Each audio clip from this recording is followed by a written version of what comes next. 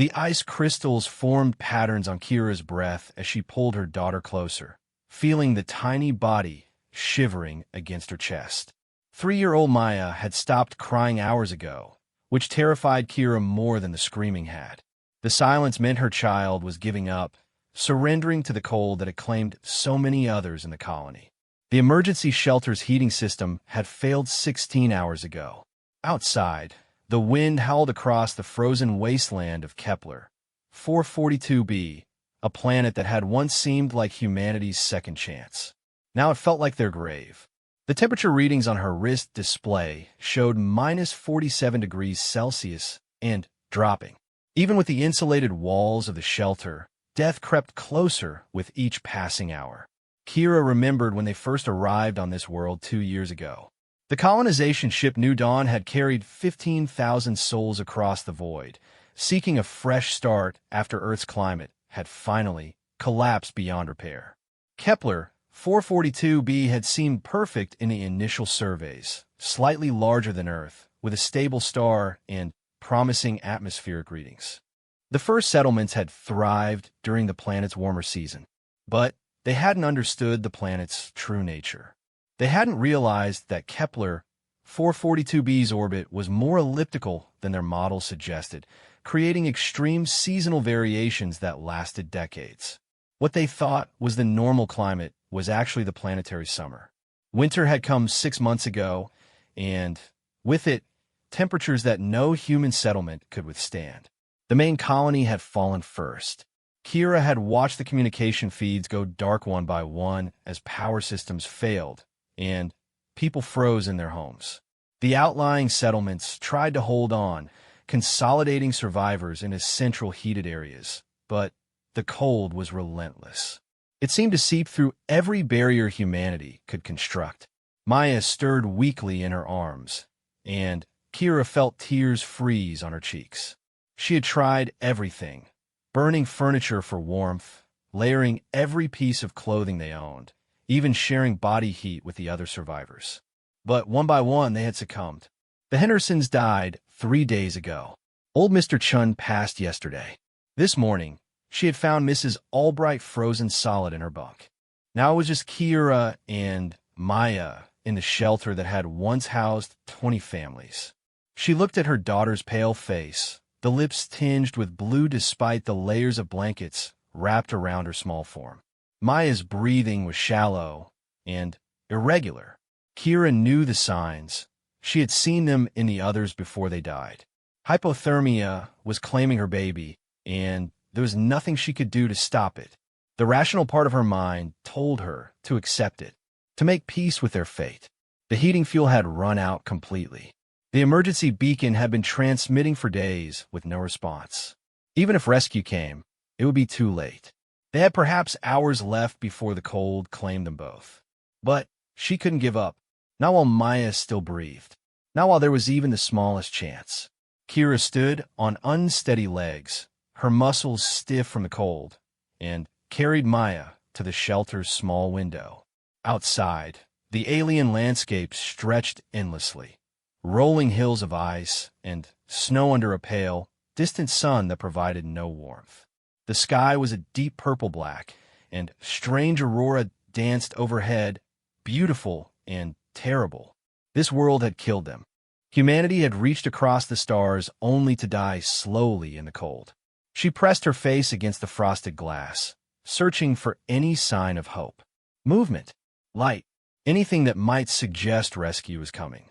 But there was only the endless white expanse and the howling wind. A memory surfaced from her childhood on Earth. Her grandmother telling her stories of the old frontier when humans first crossed oceans and continents to find new lands. How many had died in those journeys? How many had frozen in mountain passes or starved in empty plains? Yet humanity had persisted, driven by something deeper than logic or comfort. The same spirit that had brought them to the stars would not let her give up now. Kira returned to their makeshift bed, mattresses, and blankets piled together for maximum insulation. She lay down with Maya cradled against her, sharing what little body heat remained between them.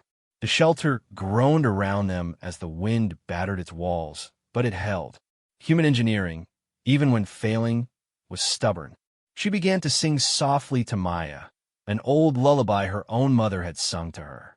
Her voice was hoarse from the cold, but the words still came. Maya's eyes fluttered open, such beautiful brown eyes, like her father's. Thomas had died in the first wave of the freeze, trying to repair the colony's main generator. He had always been the brave one, the one who believed humanity could overcome any obstacle. "Daddy's watching over us," Kira whispered to Maya. "He's going to keep us safe." Maya's small hand emerged from the blankets and touched Kira's face. Her fingers were ice cold, but her grip was firm. She was fighting too, in her own small way. The hours passed slowly. Kira dozed fitfully, waking periodically to check on Maya's breathing. Each time, she feared she would find her daughter still and cold, but Maya's heart kept beating. Weak but persistent like humanity itself. She remembered reading about the first Mars colonies, how they had faced similar challenges. Equipment failures, environmental hazards, the constant threat of death in an alien world. Many had died, but enough had survived to establish humanity's first foothold beyond Earth. Those colonists had become legends, their names remembered centuries later. Perhaps that was humanity's true strength. Not the ability to avoid death, but the refusal to surrender to it. Even when hope seemed impossible, humans found ways to endure. The wind outside grew stronger, shaking the shelter's framework. Kira pulled the blankets tighter around them both, creating a small cocoon of shared warmth. This might be their last night, but they would face it together. If they died, it would be with dignity, holding on to love even in the face of an indifferent universe. She thought about the messages they had sent to Earth before the communication array failed. Reports of their situation, requests for help that would take years to reach home, and years more for any response to return. The people of Earth might never know what had happened to the New Dawn colony, but they had tried. They had pushed the boundaries of human knowledge and capability even if they had failed. That had to count for something. Maya's breathing grew shallower. Kira held her closer, feeling her daughter's heart beating against her chest. Such a small, brave heart. Maya had never complained about the cold, never cried for things she couldn't have.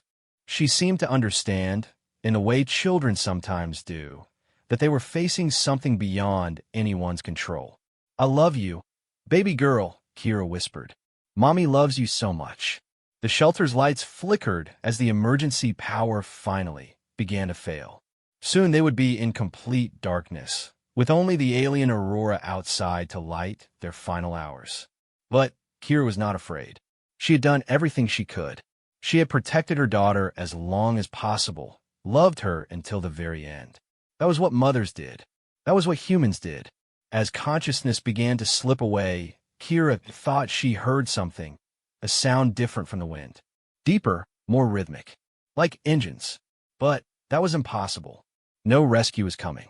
Her mind was playing tricks as the hypothermia advanced. She closed her eyes and held Maya close, feeling her daughter's warmth against her heart. If this was the end, at least they would face it together. At least Maya would not die alone. The sound grew louder, but Kira was already drifting away. The cold was winning, but it had not defeated them. Even in death, they would remain unbroken. That was the human way. Outside, something moved in the darkness. Lights appeared in the sky. Not the natural aurora, but something else. Something purposeful. The sound of engines became unmistakable, growing closer with each passing moment. But Kira could not hear anymore. She had slipped into the final sleep, her arms still wrapped protectively around her daughter. They lay together in the dying shelter, two small figures against the vast cold of an alien world. The lights in the sky grew brighter, descending through the storm toward the surface. Whatever was coming, it would arrive soon. But for Kira and Maya, time had run out. The cold had claimed them, as it had claimed so many others. Or so it seemed. Deep in her unconscious state, Kira still fought. Her mother's heart refused to stop beating, refused to let go of the child in her arms. Even as her body temperature dropped to dangerous levels, some primitive part of her mind held on. Humans were stubborn creatures, capable of surviving in conditions that should have killed them. The lights grew closer, and with them came hope. But hope was a dangerous thing on a world like this. It could keep you alive long enough to suffer more, or it could be the spark that ignited impossible survival. In the darkness of the shelter, two hearts continued to beat. Faint, irregular, but persistent. The human spirit, refusing to surrender even when logic demanded it. The storm began to clear as the lights descended, revealing shapes in the sky that defied easy explanation. They were not human ships. The design was too strange, the technology too advanced. But they were clearly artificial, clearly controlled by intelligence. The question was, whose intelligence? And what did they want with the dying remnants of humanity's first interstellar colony? Kira would not learn the answer for some time. She floated in a place between life and death, holding her daughter in arms that had grown too weak to feel. But even in that liminal state, she remained a mother. She remained human, and that perhaps was about to make all the difference. The lights touched down nearby, sending vibrations through the frozen ground. The shelter shook slightly, disturbed by forces beyond the wind. Whatever had arrived was large, powerful, and very close. In the silence that followed, broken only by the whisper of alien wind across ice, change came to Kepler 442b. The long night of human suffering was about to give way to something new, something that would test the very definitions of strength, compassion, and what it meant to be human in a universe full of wonders and terrors. But for now, Kira and Maya slept the sleep of the nearly dead, unaware that their story was just beginning. The awakening Admiral Marcus Chun, no relation to Dr. James Chun, stood before the largest military assembly in Earth's history. Representatives from every nation, every military branch, and every intelligence agency filled the massive auditorium deep beneath Cheyenne Mountain. The message from the Harmony had arrived 6 days ago, and the world had not been the same since. Ladies and gentlemen, Admiral Chen began, his voice carrying the weight of absolute authority. 6 days ago, we learned that we are not alone in the universe. We also learned that our new neighbors are not friendly. The massive holographic display behind him showed the tactical recordings from the Battle of Andorian, transmitted by Captain Vasquez before communications were lost.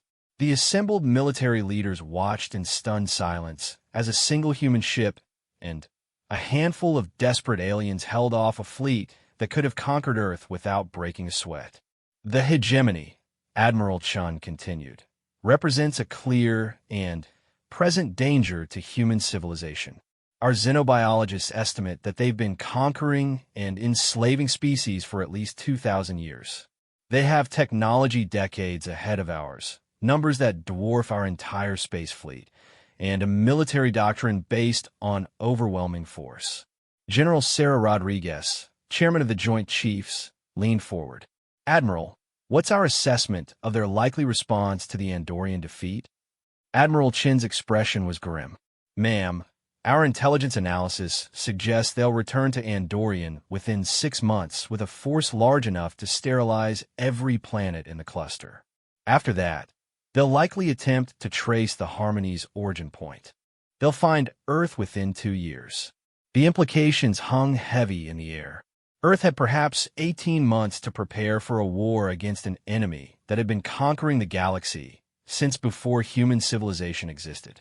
However, Admiral Chun continued, and his voice took on a note of steel determination. The Andorian battle taught us something crucial about our enemy. They're not invincible. They're bullies, and like all bullies, they don't know how to handle a victim that fights back effectively.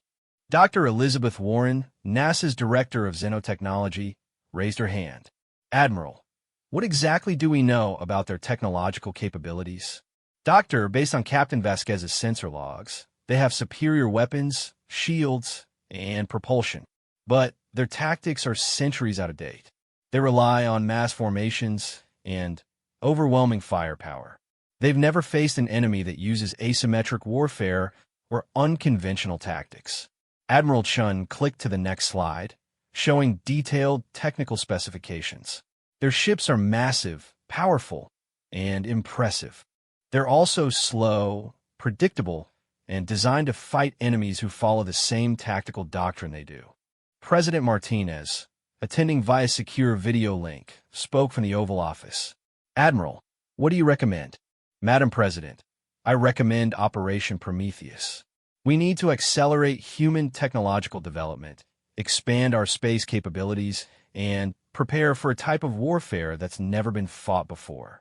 Admiral Chun outlined his plan with the precision of a surgeon and the vision of a prophet.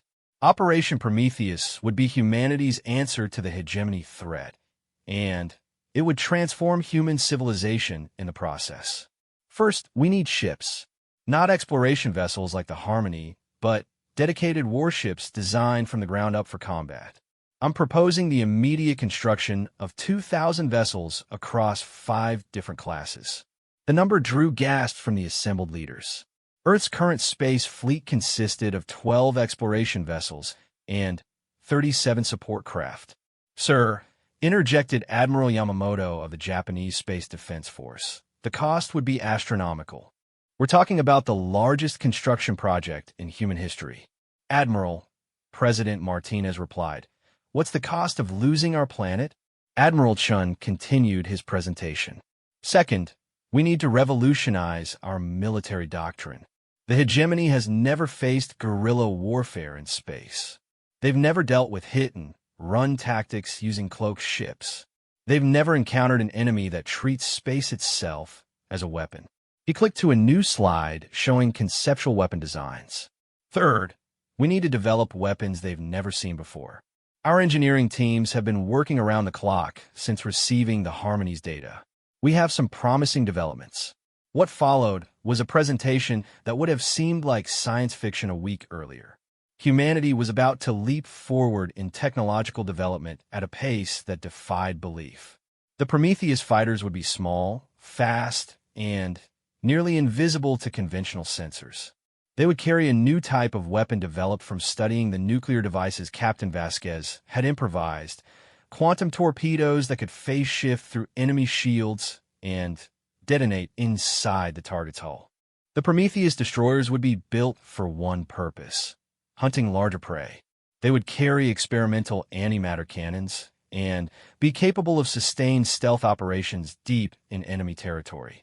The Prometheus cruisers would serve as mobile command bases, coordinating fleet actions and providing support for the smaller vessels. The Prometheus carriers would be something entirely new, mobile shipyards capable of manufacturing new vessels even during combat operations. And finally, the Prometheus dreadnoughts would be humanity's answer to the hegemony's capital ships. Massive, heavily armed, and equipped with experimental technology that would give even the hegemony pause. The timeline is aggressive, Admiral Chen admitted. We're looking at full fleet deployment within 18 months. It will require the complete mobilization of our industrial capacity and the cooperation of every nation on Earth. President Martinez nodded slowly. Admiral, you have whatever you need. Money, resources, personnel, anything. The survival of our species depends on this. But the most radical part of Operation Prometheus wasn't the ships or the weapons. It was the doctrine that would guide them. Ladies and gentlemen, Admiral Chen said, his voice carrying the weight of prophecy, we're not just preparing to defend Earth. We're preparing to liberate the galaxy. The auditorium erupted in shocked murmurs. The concept was breathtaking in its audacity. Admiral Chun raised his hand for silence. Think about it. The hegemony has enslaved hundreds of species across thousands of worlds. Every one of those species is a potential ally if we can free them. Every world they've conquered is a potential base of operations for us. General Rodriguez leaned back in her chair, studying the implications. You're talking about starting a galactic civil war. No, General. I'm talking about finishing one. The Civil War started the moment the hegemony decided that might makes right. We're just going to remind them that they're not the only ones with might. Admiral Chen outlined the strategic plan with mathematical precision. Human fleets would use hit-and-run tactics to liberate key worlds, building a network of allies and bases that would eventually surround and strangle the hegemony's core systems. The beauty of this approach, he explained, is that every victory makes us stronger while making them weaker. Every world we liberate provides us with new recruits, resources, and intelligence. Meanwhile, the hegemony has to spread their forces thinner and thinner to protect their conquests. Dr. Warren raised her hand again. Admiral, this assumes that other species will actually fight alongside us. What if they're too traumatized or technologically inferior to be effective allies? Admiral Chen smiled. Doctor, you're thinking like a traditional military planner. Remember, we're not trying to create conventional allies. We're trying to create insurgents. A farmer with a bomb can be just as dangerous as a soldier with a rifle if he knows where to plant it. The truth was that Admiral Chen had been studying the Harmony's battle recordings obsessively for 6 days. Captain Vasquez hadn't just won a military victory. She demonstrated something revolutionary about warfare in space. Small, determined forces with unconventional tactics could defeat much larger conventional forces if they understood their advantages. The hegemony's weakness, Admiral Chen continued, is the same as every empire in history. They're big, slow, and bureaucratic. They think in terms of overwhelming force and total control. They don't understand networks, they don't understand asymmetric warfare, and they definitely don't understand humans. As the briefing continued, the scope of Operation Prometheus became clear. It wasn't just a military operation. It was a complete transformation of human civilization.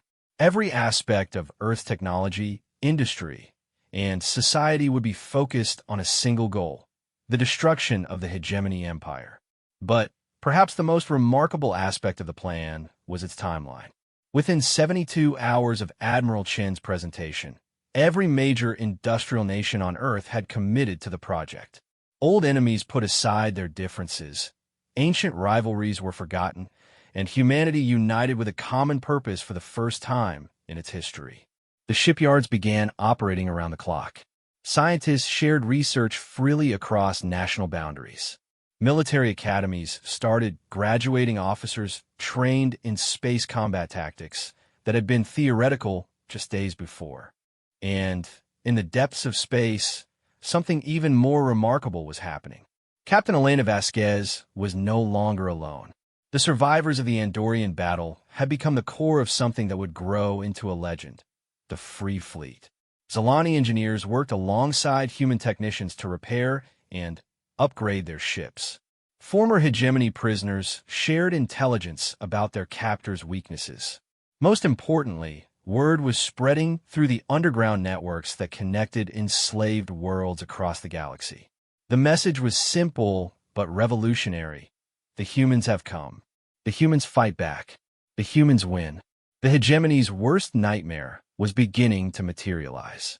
For the first time in their history, they faced an enemy that didn't just resist conquest, but actively sought to destroy them. More dangerously, that enemy was inspiring others to resist.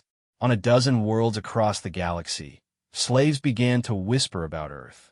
On 100 worlds, resistance cells began to form. On 1,000 worlds, the oppressed began to hope. The hegemony's response was swift and brutal. They increased security, executed suspected dissidents, and tightened their control over conquered populations. But their actions only fanned the flames of rebellion. In the depths of space, Admiral Chen's prediction was already coming true. The galaxy was choosing sides, and humanity had given the oppressed something they hadn't had in centuries: a reason to hope and an example to follow. The hegemony had made a critical error in judgment. They'd assumed that one victory by one ship was an anomaly, a lucky accident by primitives who didn't understand the rules of galactic warfare. They didn't understand that they hadn't fought a battle. They'd kicked a hornet's nest, and the hornets were coming in force. As construction began on the first Prometheus-class vessels, Admiral Chun received a coded transmission that made him smile. It was from Captain Vasquez, reporting from somewhere deep in hegemony territory. Her message was brief, but electric with possibility. Admiral, the Free Fleet now numbers 47 vessels from 12 different species. We've identified 17 target systems for liberation operations. The enemy is confused, demoralized, and making mistakes. Send reinforcements when ready. We have a galaxy to liberate. Vasquez out. Admiral Chin looked up at the stars visible through his office window and whispered a promise that would echo across the galaxy. We're coming, Elena. And we're bringing hell with us. The age of human expansion wasn't just beginning. It was about to explode across the galaxy like a supernova, burning away the darkness of tyranny and lighting the way to a new age of freedom. The hegemony had awakened something they couldn't understand and couldn't stop. They were about to learn why, throughout human history, the most dangerous enemy has always been the one with nothing left to lose and everything to prove. Humanity had nothing left to lose except their freedom, and everything to prove to a galaxy that had never seen their like before. The combination would prove to be more explosive than any weapon ever devised. The signal Captain Elena Vasquez stared at the holographic display floating above the bridge of the research vessel Harmony. The alien symbols pulsed with an eerie blue light, their meaning becoming clearer with each passing second as the translation algorithm worked its magic. What she saw made her blood run cold. "Captain," whispered Dr. James Chun, the ship's xenolinguist, his voice trembling. "This isn't just a distress call. It's a death sentence for an entire civilization." The Harmony was humanity's first deep space exploration vessel, launched 3 years ago when Earth finally achieved faster-than-light travel. Their mission was simple: explore, document, and make peaceful contact with any alien species they encountered. What they found instead was a nightmare beyond imagination. The signal had reached them while they were studying a peculiar nebula in the Kepler 442 system. At first, it seemed like background radiation, but Dr. Chin's keen ear for patterns detected something more. Hours of analysis revealed it to be a sophisticated communication from a species calling themselves the Zilani. "Read it again, Doctor," Elena commanded, though she already knew every word by heart.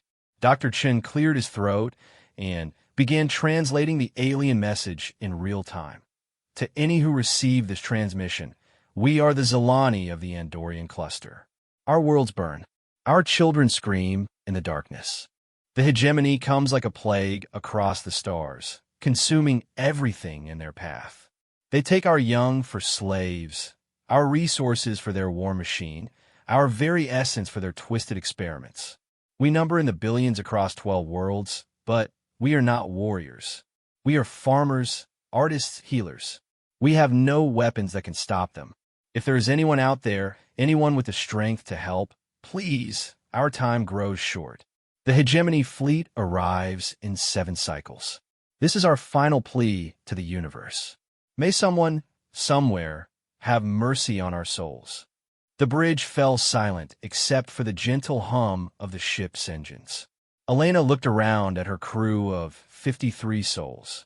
They were scientists, explorers, diplomats, not soldiers. The Harmony carried no weapons beyond basic defensive systems. But as she studied the faces of her crew, she saw something that filled her with both pride and terror, determination. "Ma'am," spoke Lieutenant Rodriguez from the communications station, "I'm detecting massive energy signatures moving through hyperspace toward the Andorian cluster. Whatever's coming, it's big. Really big." Elena closed her eyes and thought of Earth, 37 light years away. Humanity had only just taken its first steps in a galaxy, and already they were faced with a choice that would define their species forever. She could order a course back to Earth, report the situation, and let the bureaucrats decide. The Zilani would be dead by then, but humanity would be safe. Or she could do what every fiber of her being told her was right. "Dr. Chun," she said, opening her eyes. How long would it take to reach the Andorian cluster at maximum speed? 6 days, Captain, but helm, plot a course for the Andorian cluster, best possible speed. Captain, interrupted Commander Sarah Williams, her first officer, we can't possibly take on an entire alien armada. We're explorers, not a warship. Elena turned to face her crew, and when she spoke, her voice carried the weight of conviction that would echo through history. Commander, 53 years ago, my grandfather told me something that his grandfather told him, passed down from a man who once stood on the beaches of Normandy. He said that evil triumphs when good people do nothing. Today, we're not just explorers. We're human beings, and there are innocent people dying out there. She paused, looking at each crew member in turn. But I won't order anyone into what might be a suicide mission. This has to be a choice each of us makes freely. The response was immediate and unanimous. Not a single crew member spoke against the mission. Some nodded silently. Others spoke their agreement aloud. But the message was clear. They were going to help the Zalani, no matter the cost. Very well, Elena said, settling into her captain's chair. Mr. Rodriguez, compose a message to Earth Command. Tell them we've made contact with an alien species in distress and are moving to render assistance. Include all our sensor data and the Zalani transmission. What if they order us to return, Captain? Rodriguez asked. Elena smiled grimly. Then, we'll be too far away to receive their transmission clearly. Funny how space communication can be so unreliable sometimes. As the Harmony changed course and leaped into hyperspace, Elena began reviewing everything they knew about human military history. Her crew might be scientists, but they were also human, and humans had a long tradition of making the impossible possible when innocent lives were at stake. Dr. Chun appeared at her side with a cup of coffee. Captain, I've been thinking about the Zalani message. They mentioned 12 worlds and billions of people. That's a massive civilization. What's your point, Doctor?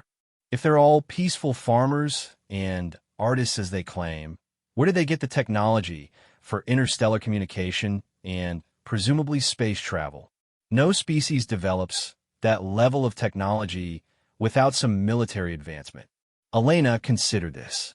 You think they might have defenses they're not telling us about? Or they've been deliberately pacified by someone? Captain, what if the Zalani aren't the first species this hegemony has encountered? What if they have a pattern of conquest, and the Zalani are just the latest victims? The implications sent a chill down Elena's spine. If Dr. Chun was right, then humanity might be walking into something far worse than a single battle. They might be about to encounter a galactic empire built on conquest and slavery. Keep working on the translation, Doctor. I want to know everything we can about both the Zalani and this hegemony before we arrive. As the hours passed, more details emerged from the Zalani transmission. The hegemony wasn't just conquering worlds. They were systematically enslaving entire species, stripping planets of resources, and using captured populations for labor and experimentation. The Zalani were just the latest in a string of civilizations to face extinction. Elena found herself in the ship's small gym, working out her frustration and fear on a punching bag. Commander Williams found her there 3 hours later, sweat-soaked and determined. Penny for your thoughts, Captain, Sarah said, handing her a towel. I keep thinking about the numbers, Sarah. 53 of us against what sounds like a galactic empire. It's insane, maybe, but it's also very human. Elena laughed, but there was no humor in it. You know what the really crazy part is? I think we might actually have a chance. How do you figure that? Think about human history. We're not the strongest species on our planet. We're not the fastest or the toughest. But we have something that seems to be rare in the galaxy. We're absolutely, completely, utterly insane when it comes to protecting others. Sarah nodded slowly. The Alamo, Thermopylae, Rorke's Drift. Exactly. Humans have a long tradition of a few standing against many when the cause is right. And if there's one thing that brings out the best and worst in us, it's bullies picking on someone who can't fight back. Their conversation was interrupted by an urgent call from the bridge. Dr. Chun had decoded more of the Zilani transmission, and what he found changed everything. "Captain," he said as they rushed onto the bridge, "the Zilani aren't just farmers and artists. They're the survivors of what was once a much larger civilization. The hegemony has been systematically conquering their worlds for over a century. These 12 worlds are all that's left of what was once a 100-world federation." Elena felt her anger building. How many species has this hegemony destroyed? According to the transmission, they estimate at least 47 distinct civilizations have been completely eliminated. Hundreds of billions of sentient beings, Captain. The bridge crew absorbed this information in stunned silence. They weren't just responding to a single atrocity. They were potentially the only thing standing between a galactic genocide machine and its next victims. "Ma'am," Lieutenant Rodriguez called out, "I'm receiving a new transmission. It's from Earth Command." Elena's jaw tightened. "Let me guess. They want us to return immediately and let the diplomats handle it." Rodriguez nodded. "That's the gist of it, Captain. They're calling it a potentially catastrophic breach of first contact protocols." Elena looked around at her crew. She could see the same determination in their eyes that she felt in her heart. "Rodriguez, send a reply. Tell them we're experiencing communication difficulties due to solar interference. We'll check back in when we have a clearer signal." "But, Captain, there's no solar interference in this sector." Elena smiled. "Exactly. Now, cut all non-essential communications with Earth. We're going dark." As the Harmony continued its journey toward the Andorian cluster, Elena found herself thinking about what they might find when they arrived. The hegemony was clearly a formidable force, capable of conquering civilizations that had presumably been around much longer than humanity. But they had one advantage that the other species apparently hadn't. Humans didn't just fight to win. Humans fought dirty. "Dr. Chun," she called out, "I need you to compile everything we know about human military tactics, especially asymmetric warfare. Focus on situations where smaller forces defeated larger ones through unconventional means." "Captain, surely you're not thinking we can take on an entire armada by ourselves?" Elena's smile was cold and calculating. "Doctor, in 1940, the entire British Royal Air Force had fewer than 700 fighter planes. The German Luftwaffe had over 2,600 aircraft. The RAF won because they didn't fight the war the Germans expected them to fight." She stood and addressed her entire crew. "People, in 4 days we're going to arrive in the Andorian cluster, and we're going to find a massive alien war machine preparing to commit genocide. We can't stop them through conventional means, but we don't need to. We just need to hurt them enough to make them reconsider their plans." The crew listened intently as their captain continued. "Every human who's ever lived has carried in their DNA the legacy of survivors. Our ancestors survived ice ages, plagues, natural disasters, and countless wars through one simple principle: adapt or die. The hegemony may be bigger and stronger, but I guarantee they've never faced anything like human stubbornness and ingenuity working together." Dr. Chun raised his hand tentatively. "Captain, what exactly are you proposing we do?" Elena's grin was absolutely feral. "We're going to teach this hegemony why predators learn to avoid certain prey, even when that prey looks weak. Sometimes the smallest creatures carry the deadliest venom." As the Harmony sped through hyperspace toward what could very well be their doom, Elena began formulating a plan that would either save the Zilani and send a message that would echo across the galaxy, or result in the first human martyrs in interstellar space. Either way, she was determined that the galaxy would learn something about humanity that day. The hegemony was about to discover what humans had known for millennia. Sometimes the most dangerous enemy is the one with nothing left to lose and everything to prove. In the depths of space, 53 humans raced toward destiny, carrying with them the hopes of billions of innocent aliens and the honor of their entire species. They had no idea that their actions would soon trigger a chain of events that would transform the galaxy forever. The age of human expansion was about to begin with a single word that would become legend among the stars: defiant warmth. It was the first sensation that penetrated Kira's consciousness. Not the burning pain she expected from frostbite, but gentle, enveloping warmth that seemed to flow through her body like liquid sunlight. Her first coherent thought was of Maya, and she tried to move her arms to check on her daughter, but her limbs felt heavy and unresponsive. Easy. The voice was deep, calm, and definitely not human. The words were spoken in perfect English, but there was something in the tone, a resonance that suggested a larger chest cavity, perhaps different vocal cords altogether. You are safe. Your offspring is safe. Kira's eyes snapped open, her mother's instincts overriding her body's weakness. She found herself lying on something soft and warm, surrounded by a soft blue glow that seemed to emanate from the walls themselves. The space around her was curved and organic-looking, more grown than built, with surfaces that pulsed gently like living tissue. A figure moved into her field of vision, and Kira's breath caught in her throat. It was tall, at least 8 feet, with pale blue skin that seemed to shimmer with its own inner light. Its features were humanoid, but elongated, with large, intelligent eyes that held depths of wisdom and compassion. It were no clothing that she could see, but its skin seemed to shift and flow in patterns that might have been decoration or might have been natural. "Where is Maya?" Kira's voice came out as a croak, but she managed to sit up despite the weakness in her limbs. "Your offspring rests nearby," the being said, gesturing with a long, graceful arm toward another glowing area. "She was closer to death than you, but her small heart proved remarkably strong. Human children are resilient."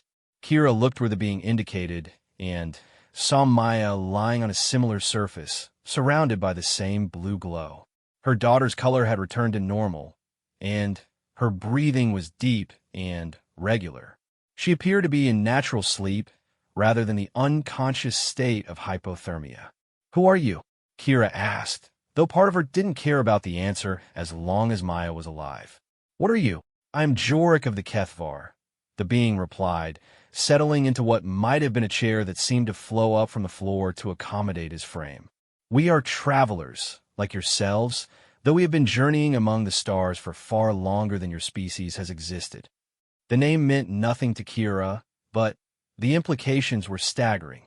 First contact with an alien species, and it had come not as the triumphant moment humanity had always imagined, but as a rescue from the consequences of their own hubris. "How long have we been here?" she asked, trying to organize her thoughts. The last thing she remembered was lying in the failing shelter, holding Maya as the cold claimed them both. "2 of your planetary rotations," Jorik replied. "Your body temperature had dropped to levels that should have been fatal for your species.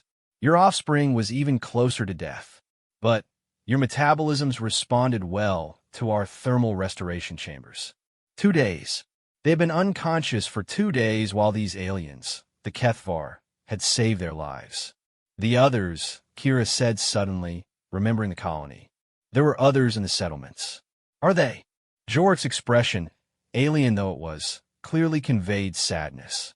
"We arrived too late for most. Your species' thermal regulation is not well suited to this world's climate extremes. We found perhaps 3 dozen survivors across all the settlements, most in conditions similar to yours. 3 dozen out of 15,000. The magnitude of the disaster hit Kira like a physical blow. An entire colony, humanity's first attempt at interstellar expansion, reduced to a few dozen survivors. All those dreams, all those hopes, frozen to death in the alien cold. "But you saved who you could," she said, trying to find some positive meaning in the tragedy. "We tried," Jorik agreed. "Though I must confess, we were not prepared for what we found. Your species' determination to survive in impossible conditions is remarkable. Most sentient races would have perished much sooner in such circumstances." There was something in his tone that suggested both admiration and puzzlement. "You sound surprised that we survived as long as we did." "Surprised, Yes, but also impressed. The Kethvar have encountered many species in our travels. Most are either highly advanced, with technology that protects them from such dangers, or they are careful to avoid situations beyond their capabilities. Your people seem to possess a third option, the ability to endure far beyond what logic would suggest possible. Kira managed a weak smile. Humans are stubborn. Is that what you call it? Jorik seemed to consider this. We have a concept in our language that roughly translates to the fire that burns in defiance of darkness. Perhaps this is what humans possess. Maya stirred in her resting place, and Kira's attention immediately shifted to her daughter. Can I go to her? Of course. Jorik gestured, and the surface Kira was lying on seemed to flow and reshape itself, becoming a path that led to Maya's location. The technology was so advanced it seemed like magic, but Kira was too focused on her daughter to marvel at it. Maya's eyes opened as Kira approached, and the little girl's face lit up with a smile that nearly broke her mother's heart. "Mommy, you're all better." "I'm better, baby girl," Kira said, scooping Maya into her arms and marveling at how warm and healthy her daughter felt. "How are you feeling?" "I'm warm," Maya said with the simple happiness of a child. "And I saw pretty colors in my dreams. And there's a nice blue man who talks funny, but he's very kind." Kira looked up at Jorik, who was watching the reunion with what she was learning to recognize as his version of a smile. She was not afraid when she awakened. He explained. Human children seem to adapt to new circumstances with remarkable ease. "Thank you," Kira said, and the words felt inadequate for what this being had done. "You saved our lives." "It was no burden," Jorik replied, "though it has raised many questions about your species that we had not considered before." Before Kira could ask what he meant, another Kethvar entered the chamber. This one was slightly smaller than Jorik, with darker blue skin and more pronounced ridges along what might have been cheekbones. "Jorik," the newcomer said in the same resonant voice, "the council wishes to speak with you about the humans." Something in the newcomer's tone made Kira uneasy. "What kind of questions?" she asked. Jorik exchanged what seemed like a meaningful look with his companion before answering. "The Kethvar have certain protocols regarding primitive species. When we encounter a civilization that has not yet mastered interstellar travel safely, we typically observe from a distance, but do not interfere." The implications sent a chill through Kira that had nothing to do with cold. "But you saved us." "Yes," which has created a situation our leadership must address. Jorik's tone remained calm, but there was an undercurrent of concern. "Some believe we have violated our own laws by intervening." The newcomer spoke again. "The debate has been intense. Some argue that your species is too primitive to survive in the galaxy, and that our interference was misguided charity. Others contend that your survival instincts demonstrate a potential that should be nurtured." Kira felt Maya tighten her grip, and she realized her daughter was picking up on the tension in the room despite not understanding the words. "What does that mean for us? For the other survivors?" "That remains to be determined," Jorik said carefully.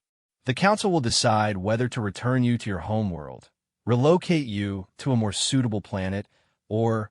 He paused. "Or what?" "Or allow you to remain and learn to see if humans can truly adapt to life among the stars." The weight of the decision hit Kira immediately. These beings, advanced and powerful enough to travel between stars, were debating humanity's future as a spacefaring species based on what they had observed of a single failed colony. "Can I speak to this council?" she asked. Both Kethvar seemed surprised by the request. The newcomer made a sound that might have been laughter. "You wish to address the Council of Kethvar?" "No primitive species has ever." "With respect," Kira interrupted, surprising herself with her boldness, "we're not a primitive species. We're a young species. There's a difference." Jorik tilted his head, and what she was learning was his gesture of curiosity. "Explain this distinction." Kira thought carefully, knowing that her words might determine not just her own fate, but the fate of all humanity. "Primitive implies incapable of growth, stuck in basic patterns of behavior. Young means inexperienced, but with the potential to learn and adapt. Humans have been spacefaring for less than 2 centuries. We're making mistakes because we're learning, not because we can't learn. An interesting perspective, the newcomer said. But your colony failed completely. Your technology proved inadequate. Your planning was insufficient. These suggest fundamental limitations. No, Kira said firmly, and Maya looked up at her with wide eyes, sensing her mother's determination. They suggest inexperience. How many colonies have the Kethvar lost in their history? How many times did you fail before you learned to succeed? The silence that followed was telling. Jorik and his companion exchanged another look, and Kira sensed she had touched on something significant. The early expeditions of the Kethvar were costly, Jorik admitted finally. Many ships were lost. Many colonies failed. But that was eons ago, in the youth of our civilization. Exactly. And humans are in their youth now. The difference is that when your colonies failed, you learned and tried again. Are you going to deny us the same opportunity? The newcomer made another sound, this one more thoughtful. She argues well for a primitive, for a young species. Maya tugged at Kira's arm. Mommy, what's happening? Are the blue people going to help us? Kira looked down at her daughter, seeing not just her own child, but the future of humanity in those innocent eyes. I don't know yet, sweetheart, but Mommy's going to do everything she can to make sure we're okay. The council will convene tomorrow, Jorik said after a moment. I will propose that you be allowed to address them. But I must warn you, many of the counselors are ancient, with perspectives shaped by millions of years of experience. They may not be receptive to arguments from species they view as barely evolved beyond savagery. Then, I'll have to change their minds, Kira said simply. The newcomer made that sound again. Jorik, this human displays remarkable confidence for one whose entire colony was just rescued from extinction. Yes, Jorik agreed, but his tone suggested admiration rather than criticism. It seems to be a characteristic of the species. Even in the face of impossible odds, they maintain hope and determination. Over the following hours, Kira learned more about the Kethvar and their society. They were an ancient race, having achieved interstellar travel when humanity was still developing agriculture.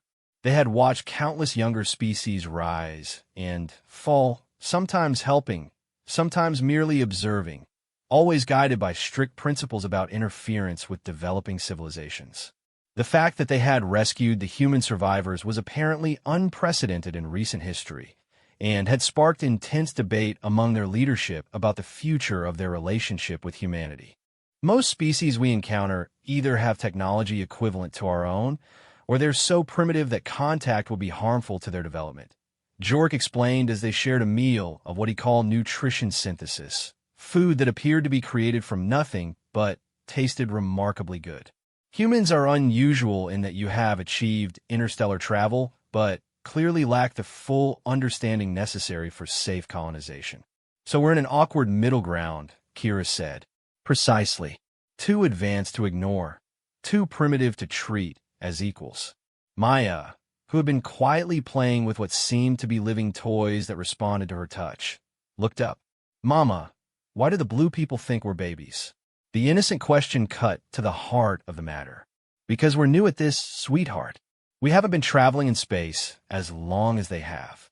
But babies grow up, Maya said with the logic of childhood. Don't they know that? Jorik stared at the little girl for a long moment. Then, made a sound Kira was beginning to recognize as laughter. From the mouths of offspring, he said. Perhaps that is the point we have been missing. That night, as Maya slept peacefully in the alien equivalent of a bed, Kira lay awake thinking about what she would say to the council. The fate of humanity's expansion into the galaxy might rest on her ability to convince ancient, powerful beings that her species deserved a chance to grow and learn. She thought about the colonists who had died in the freeze, about their hopes and dreams for a new life among the stars. She thought about Thomas, her husband, who had believed so strongly in humanity's destiny that he had given his life trying to save the colony's power systems. She thought about Maya, who would grow up either as a refugee, dependent on alien charity, or as a member of a species making its way among the stars. The responsibility was crushing, but it was also clarifying. Tomorrow, she would speak not just for herself and Maya, but for all of humanity. She would argue for their right to make mistakes, to learn, to grow. She would make the case that humanity's greatest strength was not their technology or their knowledge, but their refusal to give up in the face of impossible odds. As she finally drifted off to sleep in the gentle warmth of the HFY ship, Kira dreamed of stars. Not the cold, distant light she had seen from the dying colony, but warm, welcoming beacons calling humanity forward into their destiny among the cosmos. Tomorrow would determine whether that destiny would be fulfilled or foreclosed. But tonight, for the first time in weeks, both she and Maya slept without fear. The cold the world they chose was nothing like Kepler 442b. Kira stood on the observation deck of the colony ship Second Chance, watching as Haven 4 grew larger in the view screen. The planet was smaller than Earth, with longer days and a stable, warm climate. More importantly, it showed no signs of the extreme seasonal variations that had doomed the first colony. The HFY had been generous in their planet selection, giving humanity every possible advantage for this crucial test. 300 volunteers had signed up for the independence trial, knowing full well that no rescue would come if they failed. They were the best and brightest of New Harmony's residents. Engineers who had mastered hybrid human HFY technology, xenobiologists who understood alien ecosystems, leaders who had learned to balance human ambition with practical wisdom. Maya, now 9, pressed her face against the observation window beside her mother. "It's beautiful," she said, her voice carrying a mixture of excitement and apprehension. "Do you think we'll be able to make it our home?" "I hope so, sweetheart," Kira replied, though her own doubts were growing stronger as the moment of truth approached. "We've prepared as much as we can." Behind them, other colonists moved through the ship's corridors with the purposeful energy of people approaching their destiny. Some showed the easy confidence of youth, convinced that their training and technology would see them through any challenge. Others, particularly those old enough to remember the first colony's failure, displayed the careful optimism of people who had learned that hope was precious but fragile. The ship's intercom crackled to life. "This is Captain Morrison. We'll be entering orbit in 30 minutes. All department heads report to the bridge for final landing site confirmation." Kira had been elected colonial coordinator by her fellow volunteers, a position that made her responsible for the overall success or failure of their venture. It was a burden she had accepted reluctantly, knowing that her experience with both human desperation and HFY wisdom made her uniquely qualified for the role. As she made her way to the bridge, Kira passed the ship's communication array. For the past 2 weeks, it had been silent except for routine navigation updates.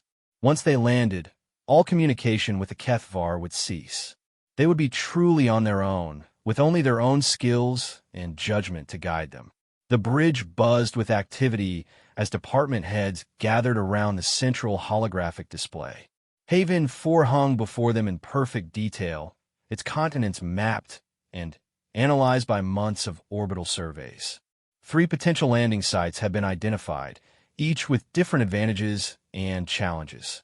Site Alpha offers the most abundant freshwater sources, reported Dr. Sarah Chun, the expedition's chief geologist. But the terrain is more rugged, which could complicate construction.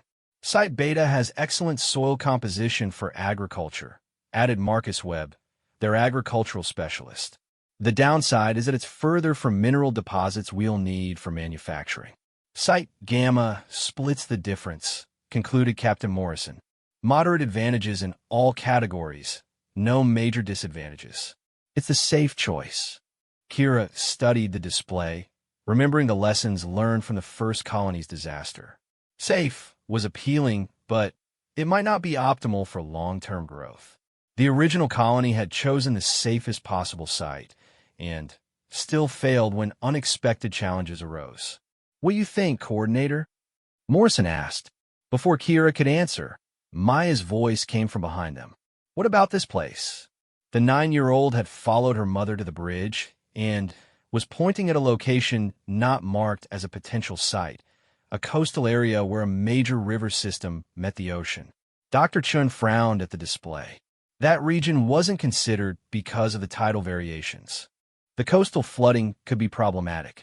But, Maya said with the directness that had become her trademark, if the water level changes regularly, it means the soil will be really good for growing things. And being near both river and ocean means lots of different kinds of water for drinking and making things.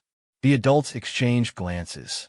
Maya's observation was technically correct, but it also highlighted additional risks. Coastal settlements were vulnerable to storms, flooding, and other oceanic hazards. It's a more aggressive choice, Captain Morrison said carefully. Higher potential rewards, but also higher risks. Kira looked at her daughter's earnest face, then at the display showing the coastal region Maya had identified. The site did offer significant advantages: abundant freshwater, rich soil, access to multiple ecosystems. It would also test the colonists' ability to adapt and manage environmental challenges. The Kethvar wouldn't have given us a death trap, she said finally. If the planet is suitable for human habitation, then we should be able to handle coastal settlement. And Maya's right about the advantages. So we're choosing the site with the most variables? Dr. Chen asked.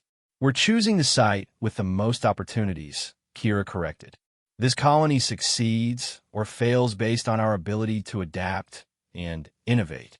Playing it safe didn't work for the first colony when unexpected challenges arose. The decision was made. Within hours, the second chance began its descent toward the coastal region Maya had identified. As they broke through the atmosphere, Kira felt the familiar mixture of terror and exhilaration that came with making irreversible choices. The landing was smooth, guided by Kethvar design systems that had proven reliable over 5 years of use. As the ship's massive engines fell silent and the landing ramp extended, 300 humans prepared to step onto an alien world with no guarantee that they would ever leave it alive. Kira was among the first to emerge, Maya holding her hand as they walked down the ramp together. The air was warm and humid, carrying scents of unfamiliar vegetation and the salt tang of the nearby ocean. Overhead, a sun slightly larger than Earth's beat down from a sky tinged with subtle green. It smells different, Maya observed, wrinkling her nose. But not bad. Just alien. Everything here will be alien, Kira reminded her. That's what makes it an adventure. The first weeks were a whirlwind of construction and exploration. The colonists worked with the efficiency of people who knew their survival depended on getting the basics right. Temporary shelters gave way to permanent structures. Power systems came online. Water purification plants began processing both river and seawater. But the real test came when the first storm season arrived. The coastal storms of Haven 4 were unlike anything in the colonists' experience. Massive weather systems rolled in from the ocean with winds that exceeded 200 kilometers per hour. Rain fell in sheets so dense it was like standing under a waterfall. The river levels rose dramatically, threatening to flood the carefully planned settlement. Emergency protocols are in effect, Kira announced over the colony's communication system as the worst storm in recorded planetary history approached their location. All non-essential personnel to storm shelters immediately. Engineering teams prepare for emergency power and water management. Maya, safe in the underground shelter with the other children, looked up at her mother with worried eyes. Is this like what happened to the first colony? No, sweetheart, Kira said, though she wasn't entirely certain. This is a different kind of challenge. We prepared for this. Had they, though? The storm was stronger than their models had predicted, and the flooding was more extensive than their coastal management systems had been designed to handle. As water began seeping into some of the lower structures, Kira found herself facing the same helpless feeling she had experienced years ago in the freezing shelter. But this time, she wasn't alone. This time, She had 300 people with 5 years of advanced training and hybrid technology working together to solve the problem. Coordinator, came Dr. Chen's voice over the emergency channel. We need to redirect the river flow to prevent catastrophic flooding. But it will require manual intervention at the primary control station during the storm. The control station was located at the point where their river management system met the ocean, directly in the path of the storm's worst fury. Reaching it would be dangerous, possibly fatal. I'll go, Kira said immediately. No, Maya's voice came from behind her. We'll go. Kira turned to stare at her daughter in shock. Absolutely not. You're 9 years old, Maya. This is dangerous work for trained adults. I'm small enough to get through spaces adults can't, Maya said with calm logic that reminded Kira painfully of the child who had once convinced a council of ancient aliens to give humanity another chance. And I know the control systems as well as anyone. I've been studying them since we landed. The argument that followed was brief, but intense. Maya's proposal was logical, but terrifying. She could indeed access control systems that larger adults might struggle with, and her knowledge was surprisingly comprehensive. But sending a child into a deadly storm violated every parental instinct Kira possessed. In the end, it was the other colonists who made the decision. She's right, said Captain Morrison. We need someone small and agile to reach the manual controls. And frankly, Maya knows those systems better than most of our adults. I'll go with her, Dr. Chen added. We'll keep her safe. No, Maya said firmly. Too many people will just get in the way. I can do this, Mama. You taught me that sometimes humans have to take risks to prove they're ready for freedom. The words hit Kira like a physical blow because they were her own, spoken to justify the entire independence trial. How could she deny her daughter the chance to live by the principles she had taught her? The journey to the control station was a nightmare of wind, rain, and flooding. Maya, wearing a specialized environmental suit designed for her small frame, moved through the storm with the determination of someone far older than her years. Kira followed at a distance, ready to intervene if necessary, but Maya needed no help. The control station itself was partially flooded and buffeted by winds that would have knocked an adult off their feet. But Maya's small size was indeed an advantage. She could duck under debris, slip through gaps in the twisted infrastructure, and reach manual controls that larger hands couldn't manipulate. River flow redirected. Her voice came through the communication system, barely audible over the storm's fury. Flooding should decrease within the hour. She was right. As the river's flow was diverted away from the colony's core structures, the water levels began to drop. The storm still raged, but the immediate crisis had passed. When Maya emerged from the control station, soaked and exhausted but triumphant, the entire colony was waiting to welcome her home. Not as a child who had been allowed to help, but as a full member of the community who had proven her worth under pressure. I'm proud of you, Kira said, pulling her daughter into a fierce hug. You saved the colony. We all saved the colony, Maya corrected with the wisdom of her generation. That's how humans work, together. The storm passed, and Haven Colony not only survived but thrived. The crisis had tested every system they had built and proven that human engineering, enhanced by Kethvar knowledge but guided by human judgment, could handle unexpected challenges. More importantly, it had proven that humanity's next generation was ready for responsibilities their parents had never imagined. Maya and the other children who had grown up under alien guidance possessed a combination of human creativity and cosmic perspective that made them uniquely suited for interstellar citizenship. 2 years later, when the Second Chance launched a communication beacon back toward Kethvar space with news of the colony's success, the message was simple. Haven Colony thrives. Humanity is ready for the next phase. The response, when it came months later, was equally brief. The Council concurs. Independence protocols will be implemented across all human settlements. Well done. Kira stood in the same observation deck where she had first seen Haven 4, now watching as her daughter played with friends both human and newly arrived Kethvar. young members of both species who would grow up as equals rather than student and teacher. Do you think we did the right thing? Maya asked, joining her mother at the window. At 11, she was already showing signs of becoming a leader in her own right, someone who could bridge the gap between human ambition and cosmic wisdom. I think we did what we had to do, Kira replied. We proved that humans can learn, can grow, can become worthy partners in a galaxy full of wonders. And what comes next?